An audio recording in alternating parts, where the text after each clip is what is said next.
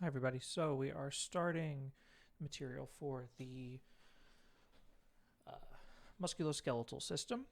We're going to start off today talking about um, bones. So, first thing to know about bone is that it has multiple different classifications. So we can have what's called long bones. Long bones are the bones that we think of with our limbs. So we'll see the femur, the humerus. Um, these bones really are longer than they are wide or round. They're not flat. Um, Short bones, on the other hand, though, they tend to have equal lengths, equal widths. We see those with the carpals of the wrist, tarsals um,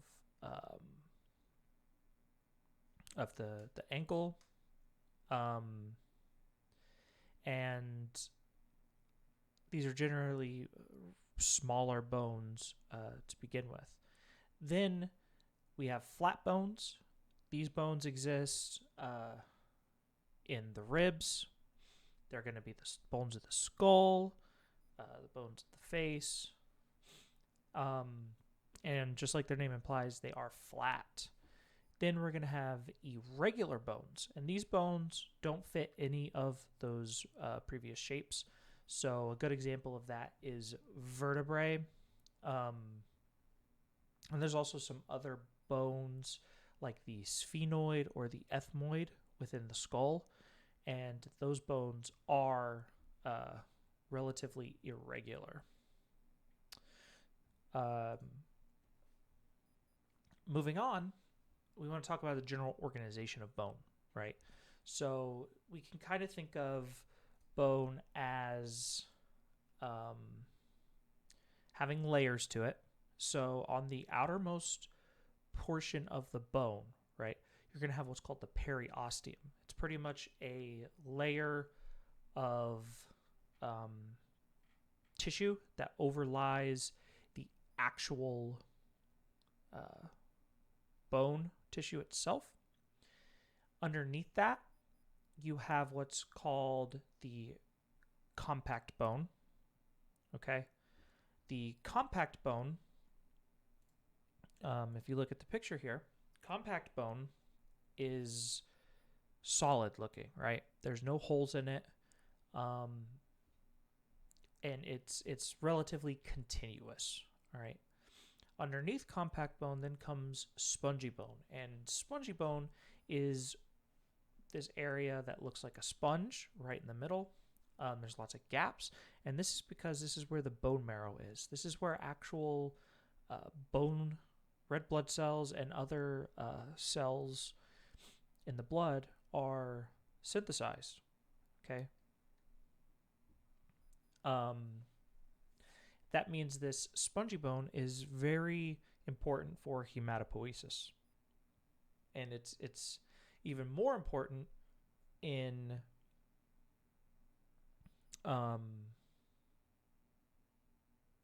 long bones than other bones, especially when we're talking about the formation of blood cells. A few other things to note. We can talk about, with long bones, the diaphysis. So the diaphysis would be the long portion of the bone. And then there are what's called epiphyses. So there's a proximal epiphysis and a distal epiphysis on most long bones. You can think of a proximal epiphysis. So if we're talking about the femur, the bone of the upper thigh, the proximal epiphysis is the part that articulates with the pelvic bones to make the hip, right? The distal epiphysis, on the other hand, would be the area with the condyles that articulates to create the knee. The diaphysis is the long, thinner area in between, okay? I should also mention that the inner area of the bone has another layer of tissue called the endosteum. So the endosteum would be on the internal surface of the spongy bone, and you kind of get a canal formed by that, and through that canal is where blood vessels, nerves, and yellow marrow is going to exist.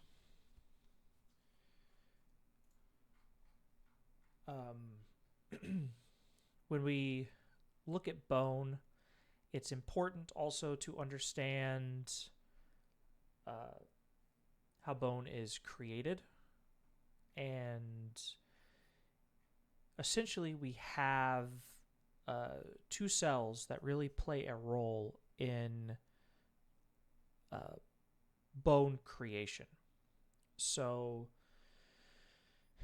let's say we have a fracture to a bone. Osteoblasts are cells that build. These cells will divide and create more bone tissue, right? So there's also another cell, though, that works to degrade bone tissue. So remember how if there's tissue injury, damaged tissue essentially has to be removed by the body, right? It has to clean up and then rebuild. There are very specialized cells called osteoclasts. Okay, osteoclasts actually would come in first after an injury, and osteoclasts will break down damaged bone tissue so that osteoblasts come in and can then rebuild bone tissue. These two types of cells also play an important role in the remodeling of bone throughout the life. So just like our skin and other tissues, our bone is metabolically active, and the bone itself as a tissue is remodeled. So if you look at bones, you'll notice some of them have irregular shapes to them, for instance, right? So if we're looking here at the femur, okay? So let me zoom in. So you see this large lump right here in the femur, right? That's called the greater trochanter. The greater trochanter of the femur is a enlargement where a lot of muscles attach, okay? It's a very important attachment point for large muscles. So it's a point where muscles will actually put stress on the bone. To counteract that, osteoblasts actually build more bone tissue there. And that's why you get these enlarged areas of bones, right? And obviously, as individuals get older,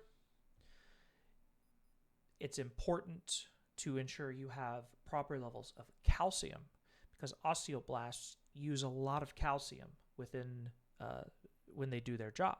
And that's why individuals that don't either A, don't intake enough calcium in their diet, or B, have an issue with calcium absorption, that's why you typically see those individuals ending up with conditions like osteoporosis. And osteoporosis is literally pores formed in the bone. It's holes, because the osteoclasts do their job where they begin the remodeling process, but then osteoblasts show up and say, hey, we don't actually have the tools to fix this now. So you end up with deficit in bone strength brought on by this lack of calcium. Next, it's going to be important to remember that the body is kind of broken into an appendicular and an axial skeleton. So the axial skeleton is essentially just the head, thoracic cage, and the spinal column. Okay. We also have what's called the hyoid bone, and the hyoid bone plays a very big role in helping swallow.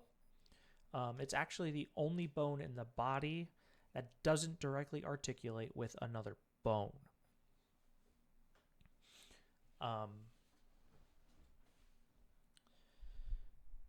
Then the appendicular skeleton is essentially the limbs. Okay, so there's a lot of bones on both and in different places. So, for instance, the ribs only exist within the thoracic spinal column, right?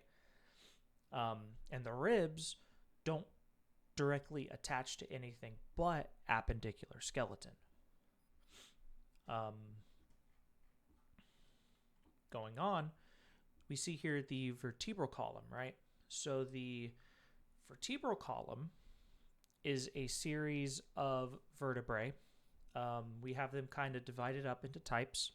You've got cervical vertebrae, which are the neck. That's the first 7 vertebrae.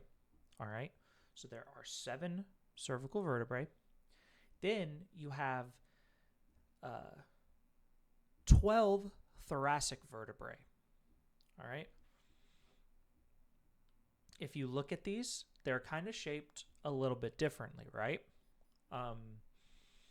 And that's because they're going to do slightly different things. Next, you'll have lumbar vertebrae. There's only 5 lumbar vertebrae. Now, lumbar vertebrae are much larger, and they're very obvious. And they're larger for several reasons. One is that they bear a lot more weight than, for instance, the cervical vertebrae. And you can see this kind of on the thickness of what's called the body. So I'm moving my mouse around the body of a lumbar vertebrae right now. And as you notice, going from top to bottom of the spinal column, the bodies get larger because they're holding more weight. At the bottom of the spinal column, we have what's called the sacrum. Now, in development, the sacrum is actually 5 different individual vertebrae. But what happens as the bones develop is that they fuse together, right? Believe it or not, our spinal cord, the actual cord, tends to stop somewhere around L1, L2, okay? So there's no reason, essentially, to have movable individual vertebrae. Now, there will be people that might have unfused vertebrae. That's also possible, right? And that's also not to say that spinal nerves still don't come through this area, because they do. They actually, as the spinal column continues, spinal nerves to the lower legs come out from the side, and they also continue flowing, and they come out what's called a hiatus. So there's actually a hole at the very bottom of the sacrum right here, and they come out of that. And the whole spinal cord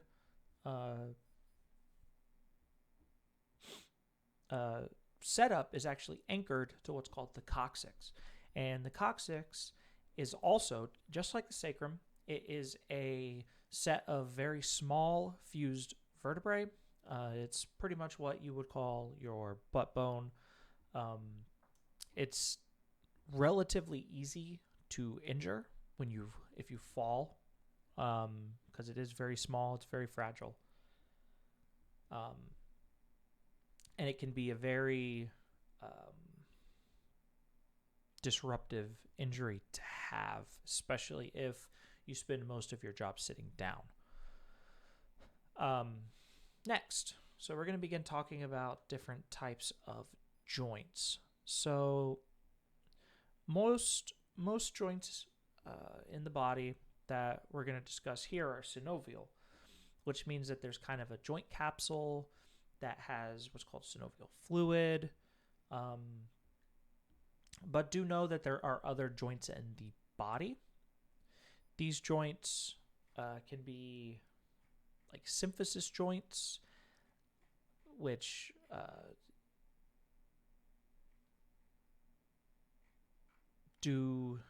are structured very differently.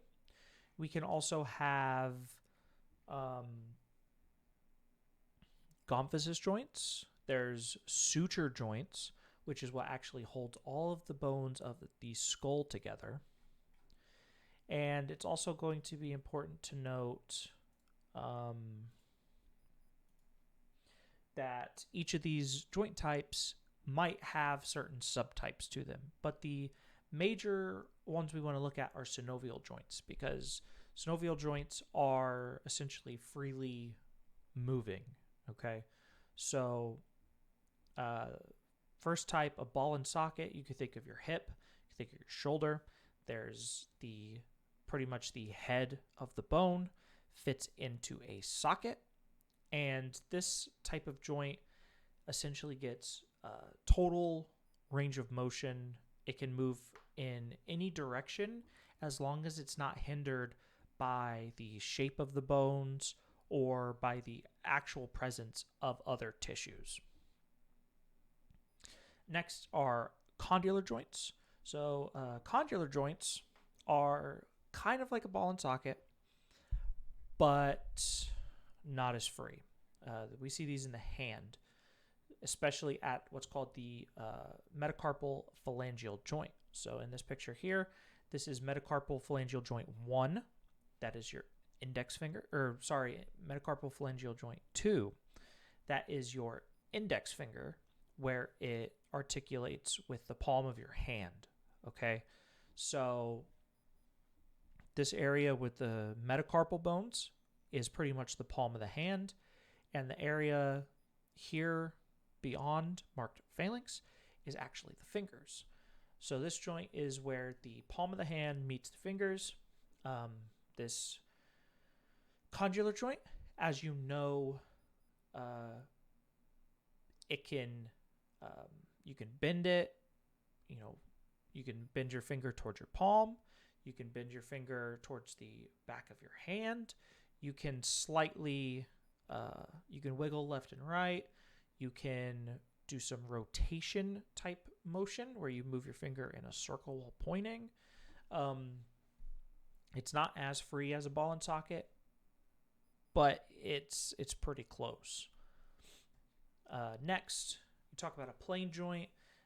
These joints can also be called gliding joints because it's kind of like two items are sliding over each other. This is very important in the carpal bones, which are the wrist bones, and the tarsals, which are the ankle bones.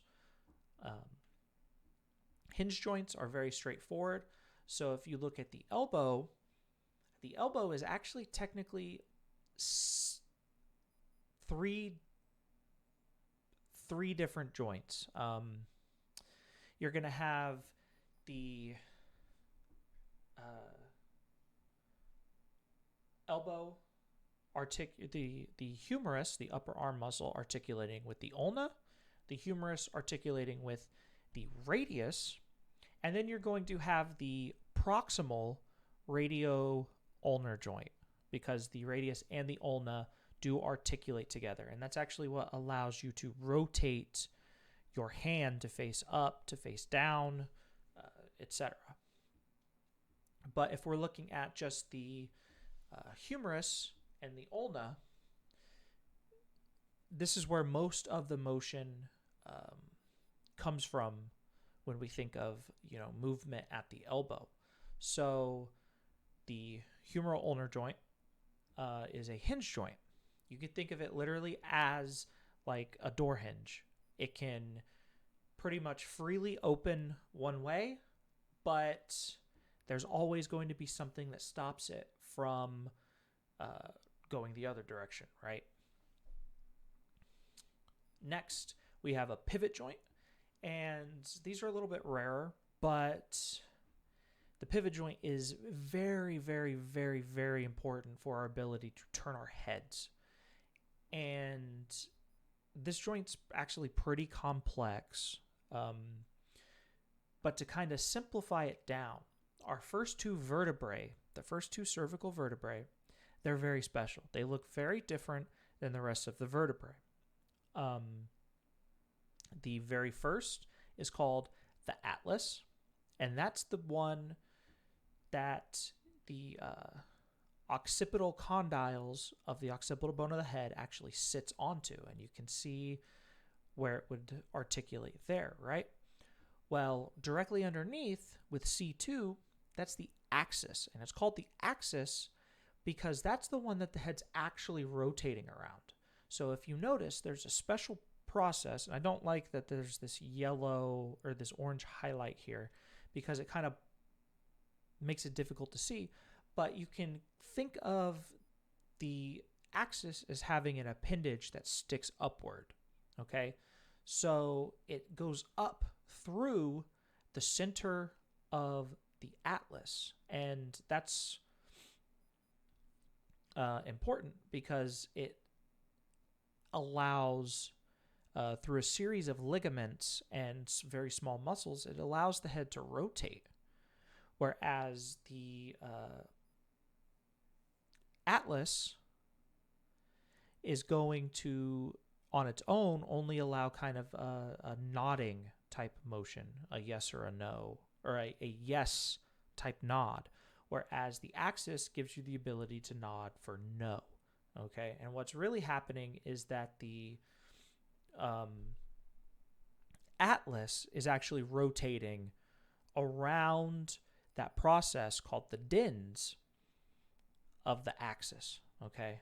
So the atlas moves and it causes the whole head to move, all right? Then you have what's called the saddle joint. Very important because it gives us our ability for opposition of the thumb. And opposition is how we can take our thumb and cross it to touch our little finger, okay? It's incredibly important for our ability to be able to pick things up, all right? And realistically, it's called a saddle joint because when you pull the bones apart, look at their surfaces where they articulate, it literally looks like a saddle. It looks like there's two different saddles sitting on top of each other, each turned 90 degrees because it kind of moves along the saddle. Next, we're going to talk about movements here. Movements are very important.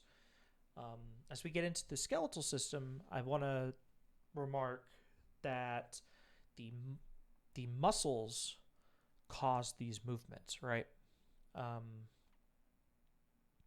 So a flexion motion, I don't necessarily like these descriptions here, but flexion, if we talk about the elbow, flexion is going to mean that we are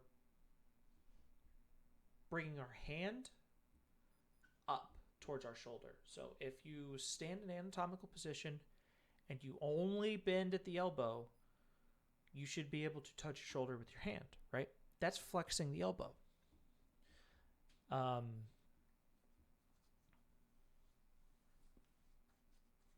Extension. Extension is going to essentially be elongating a joint angle, all right? And I guess I should have said it, but flexion is shortening a joint angle, all right? And by joint angle, I mean the amount of, if you took a goniometer to measure the angle between the two bones that are moving, a flexion type activity is going to be reducing that angle, whereas extension makes that angle larger, okay? And so if we flexed at the elbow to touch our hand to our shoulder, we would extend to go back to our starting anatomical position. It's also important to note that there's what's called hyperextension. So if you go beyond the initial starting position, you're essentially hyperextending. You see hyperextension if you lean back using your back really far, sticking your leg as far behind you as possible, things of that nature. Then there is abduction or abduction. We tend to exaggerate whether it's AB or AD. So if you say abduction, that is moving the body away from the midline. You can think of it like an alien abducting you. So it's an alien comes and they abduct your arm. It's moving it away from the center of the body. Next, adduction. That's the exact opposite. You're adding that body part closer to the midline. Next, rotation. Rotation, easy to describe with the spinal column. If you're standing straight up and down, you can turn left and right without moving your legs. That's going to be rotation. It's also, shaking your head no. Then pronation. Pronation is the opposite for example, with our forearm. If you're stood in anatomical position and then pronate, your hand would face behind you. Okay? Now, standing in anatomical position normally actually requires your forearm to be in a supinated position. So you can think of supination like your palms facing upward, your palms facing outward. Think of it as if you're holding your arm up, you could carry a bowl of soup in your hand, right? All right. So next, going to be moving on to the muscle. So you see here the general organization of the muscle, right? Muscle is connected to bone via tendons, right? We should have remembered that from last week. And bones are connected to bones via ligaments. So what we have here is the fascia, the connective tissue that surrounds the muscle, kind of runs the length of the muscle and meets up and forms a tendon. And that's how it connects to the bone.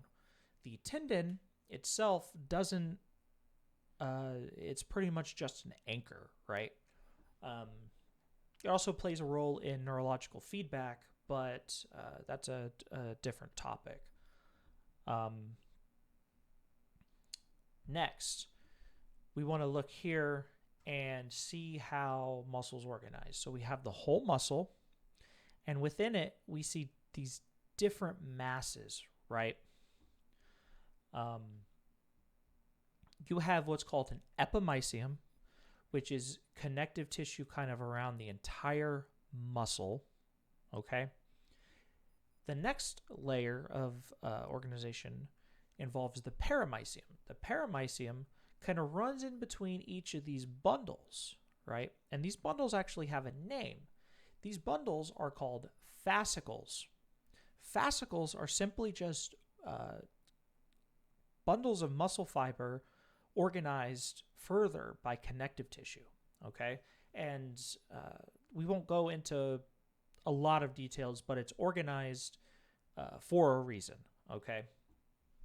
So the perimysium then surrounds each individual fascicle. Now within the fascicle, we have endomysium, and endomysium is actually separating each individual muscle fiber, okay? So this whole piece here is a fascicle, and each of these little bundles is a muscle fiber, okay? Muscle fibers are then made up of what's called myofibrils. So as you can see within here, you got all these other smaller organizations. That's what the myofibrils are, okay? Myofibrils are made up of what's called a sarcomere. And the sarcomere is the smallest contractile unit of muscle. So within here, you see this blue line. The space between each blue line is a sarcomere, and that's where muscle contraction actually occurs. There are thousands upon thousands of sarcomeres in a line. to make up one muscle fiber. Okay? And we can have them, when they're in a line, it's called sarcomeres in series. And when they're next to each other, like in a bundle like this, it's called sarcomeres in parallel, all right?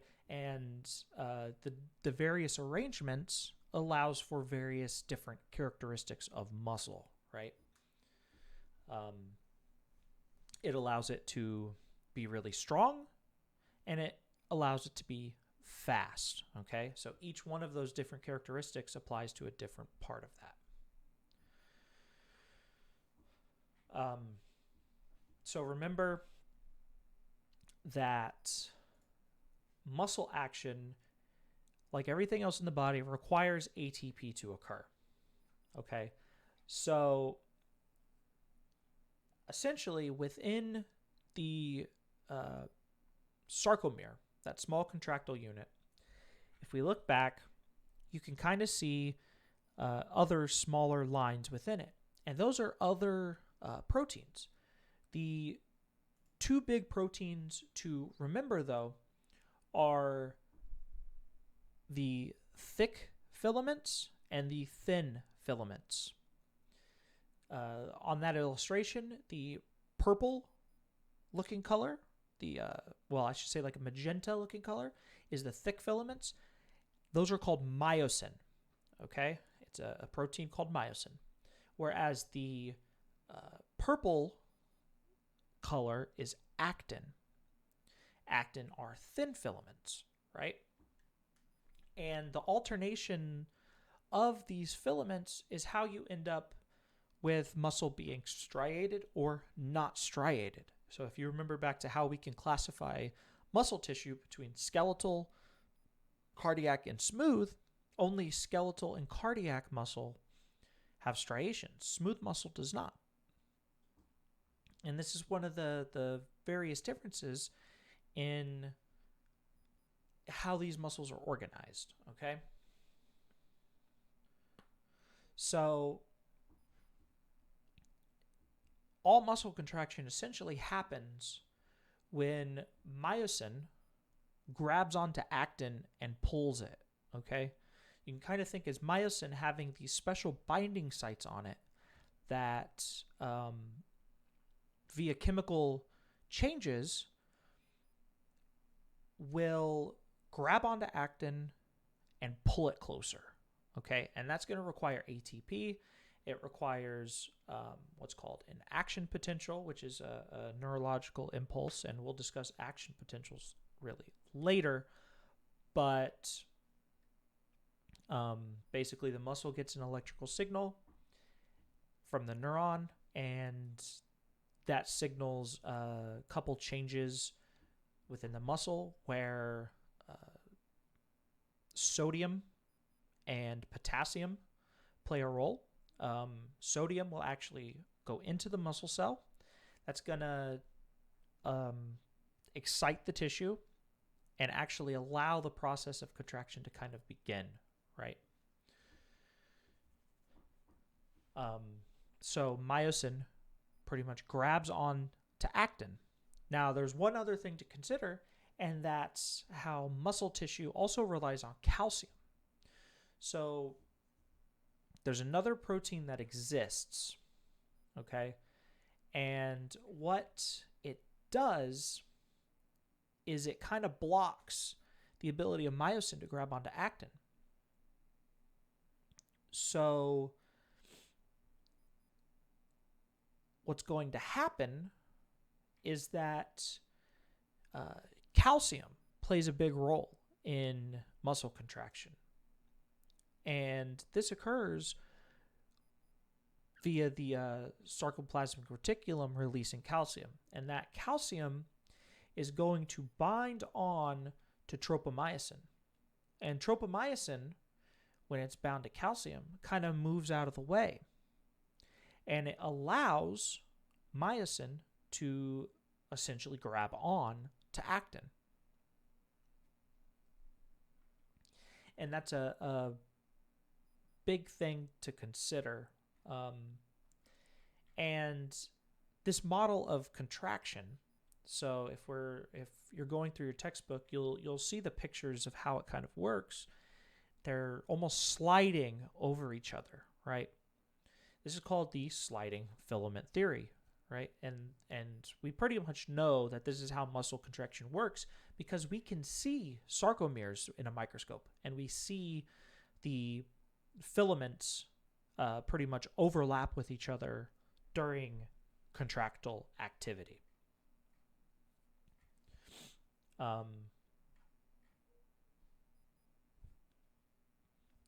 As you go through, make sure you then are going to pay close attention to the different diagrams of musculature. And the same thing with the skeletal system. It's important that you start to be able to identify these things. So you'll want to review the textbook on that, because I'm not going to go into detail on being able to identify muscle. Okay? Really, we only need you to essentially be able to look at a diagram and say, oh, that's the pectoralis major muscle, and that's pretty much that. You don't need to know, the nerve that's going to innervate it. You don't need to know what it's going to attach to, but things like that are helpful to actually help you figure out how, what the muscle actually causes the body to do, right? But that's going to be it for this lecture.